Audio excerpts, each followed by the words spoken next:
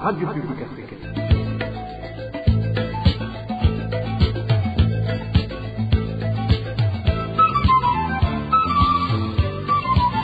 Radio Publique Africaine.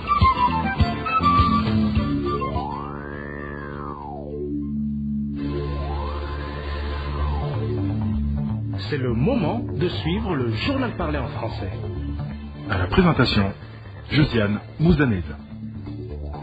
Vendredi 12 septembre 2025, bonsoir amis fidèles de la RPA, bienvenue à ce journal. Donc voici d'abord les grandes articulations.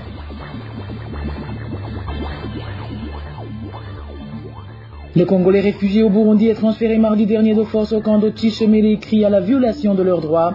Non seulement il y en a qui ont été séparés du reste de leur famille, mais ils disent également vivre dans des conditions inhumaines.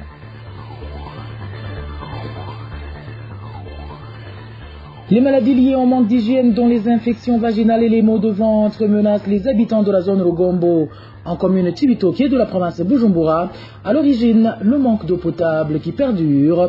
Vous le suivrez dans ce journal. Dans ce journal, nous vous parlerons également de la journée africaine de la médecine traditionnelle célébrée ce jeudi.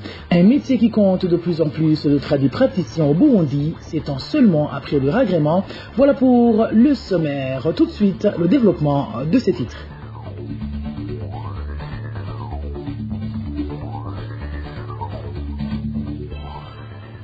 Rebonsoir, sécurité pour commencer. La crainte qui règne parmi la population de la commune Bukinanyana, province Bujumbura, face aux conflits armés qui secouent la République démocratique du Congo, est fondée selon Léonard Nyangoma, président du parti CNDD, soulignant que la situation en RDC pourrait avoir de graves répercussions, non seulement au Burundi, mais également dans toute la région des Grands Lacs.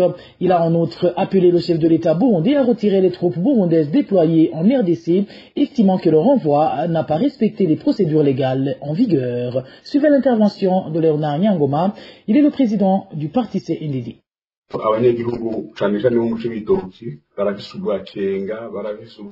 En commune Cibitoke, comme dans l'ensemble de la province de Bujumbura, la peur grandit. Frontalière avec la République démocratique du Congo et d'autres pays de la région, la population redoute que le conflit en cours en RDC ne déborde et n'embrase tout le bassin régional. Ces inquiétudes paraissent fondées non seulement pour les Burundais, mais également pour les populations voisines.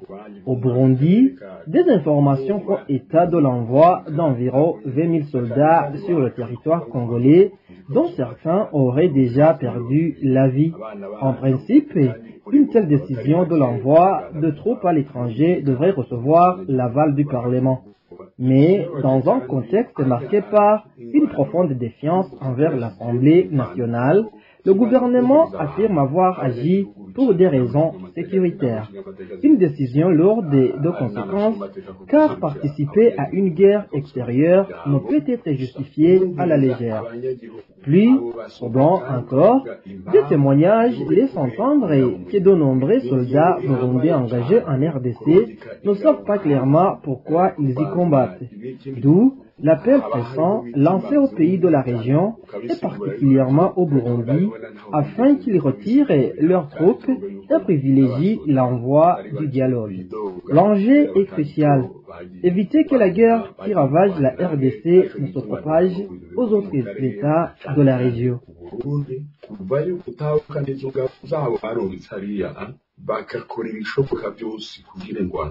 En parlant justement de ce conflit qui sévit à l'est de la RDC, les réfugiés congolais récemment transférés de force au chef-lieu de la zone Rugombo vers le camp de transit de Tshisemere lancent un appel à l'aide en raison des conditions de vie difficiles auxquelles ils sont confrontés. Ces réfugiés emmenés de force à Tshisemere mardi dernier par la police et l'administration affirment que certains d'entre eux n'ont même pas eu l'occasion d'emporter quoi que ce soit pour leur subsistance et que certains ont même été séparés de leur famille. Elos Divin Remesha nous en dit plus.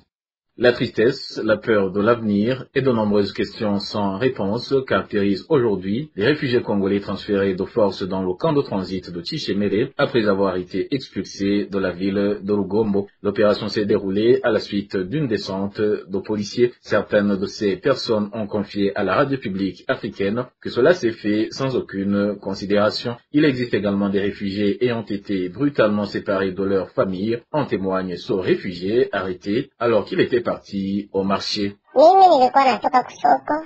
Moi, je revenais du marché lorsque j'ai vu des policiers en train d'arrêter des Congolais en disant qu'ils devaient les amener à Chichemere. J'étais avec quelques-uns de mes enfants, mais les autres étaient restés à la maison, là où nous habitons d'ordinaire. Ceux qui sont restés à la maison, tu comprends qu'ils sont restés seuls. Arrivé à Chichemere, je me suis retrouvé dans une vie difficile, car je n'avais absolument rien pour cuisiner. La tristesse m'a envahi en pensant à mes enfants et à la manière dont ils pourront survivre. Ce que je laissais à Rugombo, je ne sais pas comment ils vivent. Nous sommes aussi avec des enfants qui ont été amenés sans leurs parents. Franchement, notre situation est très pénible. Ces réfugiés ont été informés qu'après leur transfert à Chichemere, ils seront conduits dans un autre camp situé à Makamba, une annonce qui les a profondément déstabilisés au regard des difficultés déjà rencontrées par ceux qui les ont précédés dans ce camp de Makamba. On me dit qu'on va nous transférer dans un camp situé à Makamba. Pourtant, même ceux qui s'y trouvent déjà souffrent énormément de la faim, au point que certains s'enfuient, car ils n'y reçoivent rien à manger. Ceux qui ont été amenés à Makamba vivent eux aussi dans des conditions très difficiles.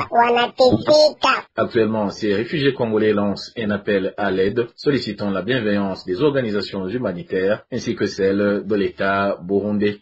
Hilos Divin Rémich a ordonné donc l'expulsion des réfugiés congolais installés dans la ville de Rugombo vers des camps de réfugiés constitue une violation des droits humains et le Burundi a ainsi violé les accords qu'il avait signés. C'est ce qu'a déclaré Léopold Charangabo, président de la coalition des défenseurs des droits humains vivant dans les camps de réfugiés CDH8 en sigle. Léopold Charangabo demande aux autorités burundaises de revenir sur cette décision et de cesser de persécuter ces Congolais car personne ne choisit de fuir son pays de son plein gré. Suivez Léopold Charangabo, il est le président de la CDH Vicar. Le transfert des réfugiés congolais de la ville de Rugombo vers un camp de réfugiés constitue une grave violation des droits humains et vont à l'encontre de la Convention de Genève de 1951 à laquelle le Burundi est signataire. Nous avons entendu aussi qu'il y a d'autres annonces selon lesquelles tous les autres réfugiés vivant dans d'autres villes qui se trouvent au Burundi vont aussi relocaliser dans les camps de réfugiés. L'article 26 de cette convention accorde aux réfugiés le droit de circuler librement, de résider dans le lieu de leur choix dans le pays d'accueil sous réserve des droits applicables aux étrangers en général. Autrement dit, tout comme l'État ne peut pas obliger un étranger à résider dans un endroit contre sa volonté, il ne devrait pas aussi imposer de telles restrictions aux réfugiés. La prise de cette décision est donc contraire au droit international et quant à moi, je vois qu'elle risque de tenir l'image du pays. En plus de porter atteinte aux droits des réfugiés congolais, elle viole aussi les droits de l'enfant. L'année scolaire est sur le point de commencer. Et ces enfants, je vois qu'ils risquent de retrouver les écoles, donc ils vont vivre sans école. Les familles qui avaient mis en place des petites activités journalistes de revenir dans des villes, donc pour nourrir les enfants, vont les perdre, ce qui aggravera leur vulnérabilité. Le gouvernement burundais devrait reconsidérer cette décision injuste qui viole les droits et les libertés des réfugiés. Nous avons entendu aussi dire que certains responsables burundais accusent des réfugiés d'être des espions, ce qui pourrait être l'une des raisons de cette mesure. Mais cela ne peut pas donner le droit de punir collectivement toute une communauté. Si, par exemple, l'un ou l'autre réfugié est personnellement soupçonné d'avoir commis une infraction, il doit répondre de ses actes individuels, conformément aux lois en vigueur au Burundi, dans le respect des garanties judiciaires. Au lieu d'opter pour des mesures arbitraires et collectives, les autorités burundaises devraient enquêter cas par cas, respecter leurs engagements internationaux et éviter de criminaliser ou de stigmatiser les réfugiés.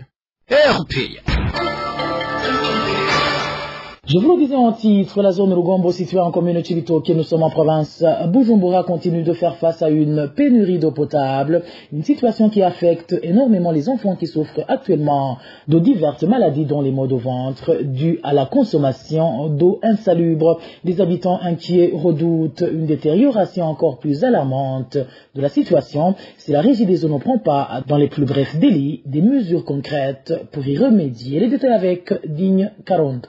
La pénurie d'eau potable à Rugombo plonge la population dans une situation critique.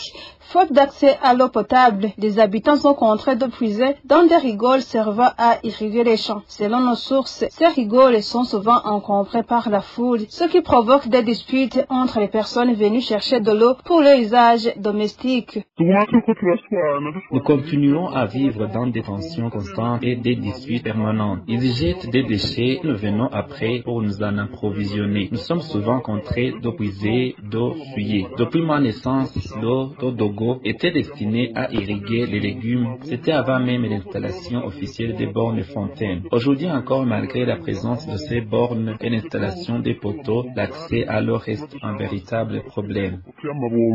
Toujours comme l'indique notre source, cette eau insalubre a déjà provoqué de graves problèmes de santé. Des enfants tombent malades, souffrant de diarrhée et de ballonnement.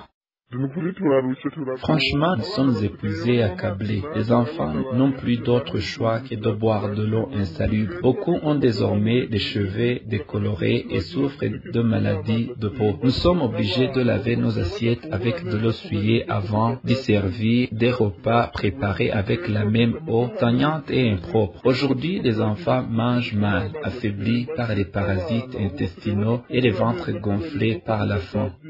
Les adultes aussi ne sont pas épargnés. Des femmes rapportent que l'utilisation de cette eau les cause également des maladies des voies urinaires et des infections. Comme nous l'avons appris en 6e année, nous avons entendu dire qu'une femme ne peut pas se baigner dans l'eau courante de peur d'attraper certaines maladies. Et beaucoup d'entre nous se baignent et souffrent des maladies des organes génitaux sans savoir d'où elles viennent.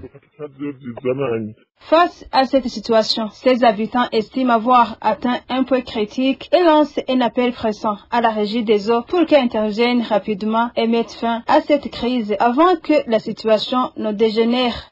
Merci à toi, Digne Karondo. Santé toujours. Depuis l'agrément ministériel du réseau national des tradis praticiens en 2018, le réseau compte plus de 2600 tradis praticiens. Déclaration de Jotam Niikora, président du réseau des associations des tradis praticiens du Burundi, RNATB en sigle. C'était ce jeudi lors de la célébration de la journée africaine de la médecine traditionnelle. Suivez. Kuva urunani rw'amashirahamwe avuza imiti kama mu Burundi RNATB rutanguye. Depuis l'agrément ministériel du réseau des associations des tradis praticiens du Burundi, RNATB, en 2018, il comptait 521 tradis praticiens. Actuellement, nous en sommes à 2631 tradis praticiens. Ici, je vais dire des tradis praticiens officiellement reconnus. Le réseau des associations des tradis praticiens du Burundi, RNATB, a débuté avec 9 associations pour le moment de la célébration de cette journée. Nous arrivons à 16 associations de tradis praticiens dans notre pays, le Burundi.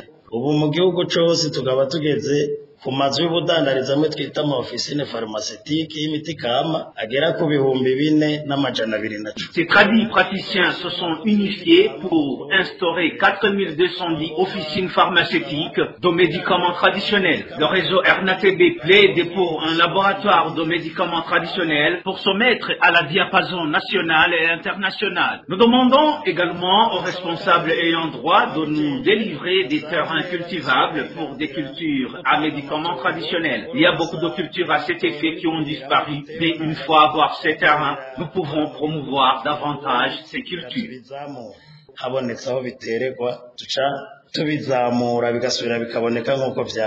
Côté gouvernemental, ils reconnaissent l'importance de ce métier. En effet, selon le docteur Oscar Niabose, qui a représenté le ministère de la Santé publique dans ces cérémonies, plus de 400 maladies sont actuellement traitées à la traditionnelle.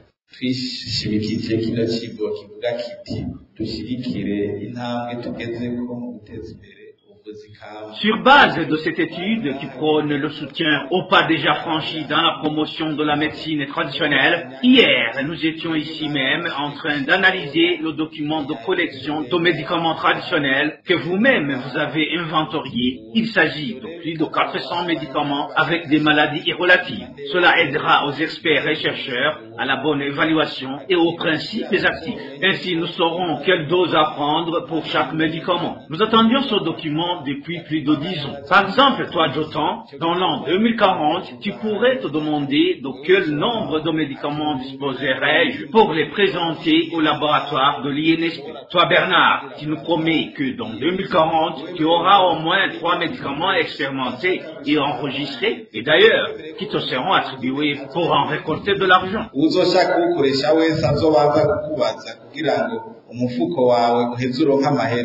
Rappelons que la journée africaine de la médecine traditionnelle est normalement célébrée en date du 31 août chaque année. Et voilà, amis fidèles de la RPA, c'est par ici que prend fin le journal en français de ce vendredi 12 septembre 2025. Merci pour votre aimable écoute. Merci également aux équipes rédactionnelles et techniques pour leur franche et parfaite collaboration. À la présentation de ce journal, vous étiez avec Josiane Muzaneza. Bon début de week-end à toutes et à tous. Au revoir.